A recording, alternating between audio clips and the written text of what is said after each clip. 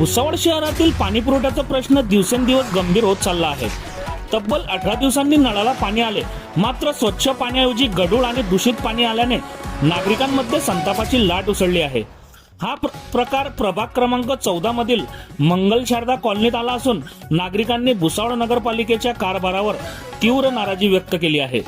भुसावळ शहरातील प्रभाग क्रमांक 14 अंतर्गत असलेल्या मंगल शारदा कॉलनीमध्ये तब्बल 18 दिवसानंतर नळाला पाणी पुरवठा करण्यात आला, मात्र पिण्यायोग्य स्वच्छ पाणीऐवजी गढूळ आणि दूषित पाणी नळातून येत असल्याचे नागरिकांनी दाखवून दिले।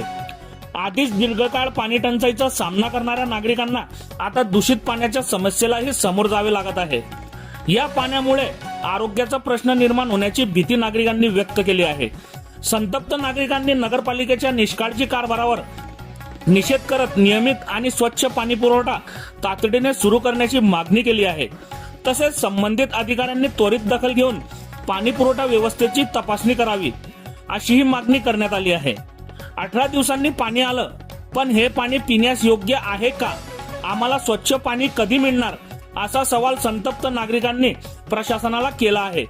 एकीकडे नागरिकांना अनेक दिवस पाण्यासाठी प्रतीक्षा करावी लागते, तर दुसरीकडे येणारे पाणीही दूषित आल्याने भुसावळ नगरपालिकेच्या पाणी पुरवठा व्यवस्थेवर गंभीर प्रश्नचिन्ह उपस्थित झाले आहे। आता प्रशासन यावर किती लवकर आणि प्रभावी उपाययोजना करते याकडे संपूर्ण नागरिकांचे लक्ष लागले आहे।